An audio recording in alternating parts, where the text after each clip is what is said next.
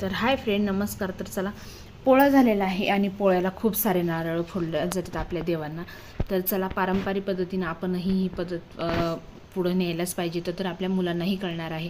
तर चला, खूप सारे नारळ होते, तर मी ते नारळ आपल्या काहीतरी यूज व्हावं म्हणून मी त्याचे नारळाचे लाडू बनवणार आहे खोबऱ्याचे. तर तुम्ही बघू शकता, हे वल्ल खोबरं आहे. तुम्ही बघू शकता, हे आपण नारळ आहे, फोडलेले नारळ. याचं किती छान वाटणार पण नाही, एवढे छान लाडू बनतात.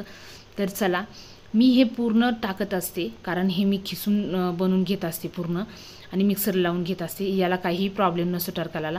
पण तुम्हाला काढायचं असेल तर मी काढून दाखवते, की तुम्ही ह्याचे वरचे साल काढून टाकू शकतात.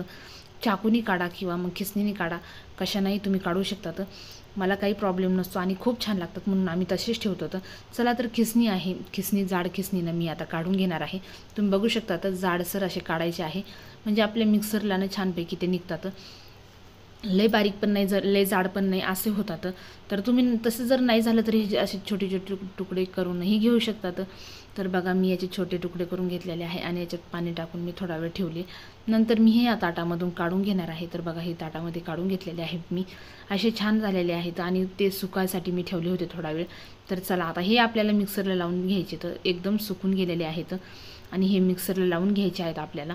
तर चला, मी तुम्हाला दाखवते मी मिक्सरला कसे लावून घेतलेले आहे. तर बघा, इतके छान मिक्सरला लावून घेतलेलं आहे आणि मी हे ताटात काढून दाखवते तुम्हाला. तर बघा, इतकं बारीक छानपैकी झालेले आहेत. इतके छान लागतात ना ह्याचे लाडू, खूप छान लागतात आणि छोट्या मुलांना तर खूपच आवडतात. मोठ्यांना तर आवडणारच आहे, पण छोट्यांनाही आवडते. आणि याचं काहीतरी आपलं केलं जातं, कारण प्रसाद असतो हा आणि खराब होतो लवकर. आणि आता पावसाळ्याचे दिवस आहेत आणि त्याच्यामुळं ऊनही बाहेर पडत नाही, म्हणून ह्याला आपण वाळायला ठेवतो आणि याला बुरशी लवकर येते.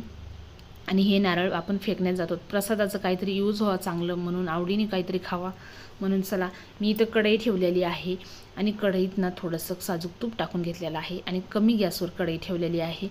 तर ह्या कढई मला असं अंदाजच नव्हता आला की मी याच्यात हलवू शकन.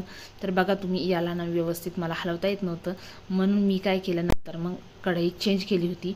तर बघा, ह्यामध्ये ना मला असं मोकळं हलवायचं नाही, खूप प्रॉब्लेम येत होता. याला ना व्यवस्थित मला ना हलवताच येत नव्हतं, कारण ह्याला कसं असतं, खूप वेळेस हलावं लागतं याला.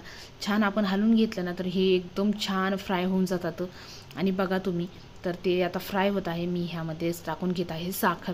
तर तुम्ही बघू शकतातच, मी ह्यामध्ये साखर टाकून घेतलेली आहे आणि साखर ह्यामध्ये ना विघळून जाते खूप लवकर आणि याला ना आपोआप तेल सुटतं. म्हणून आपल्याला एक काळजी जास्त घ्यायची, कारण ह्यामध्ये तूप टाका तुम्ही किंवा तुम्ही तेल टाकलं तरी चालतं, पण ना याला कमी प्रमाणामध्ये टाका, कारण की ह्याला ना पहिलेच ऑलरेडी तेल सुटते लवकरच, कारण हे खोबरं असतं, खोबऱ्यात खूप सारं तेल असतं.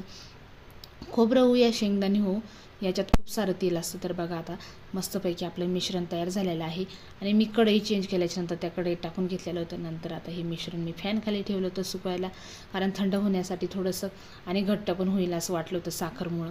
तर बघा, आता हे मस्तपैकी थंड झाल्याच्यानंतर मी याचा लाडू बनवून दाखवला तुम्हाला. बघा, किती छान लाडू बनलेला आहे. एवढा छान लाडू होतो ना हा.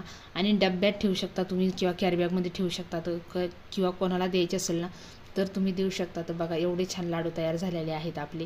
बघा, मस्तपैकी लाडू किती छान तयार झालेले असते. तर चला, तुम्हीही बनवा.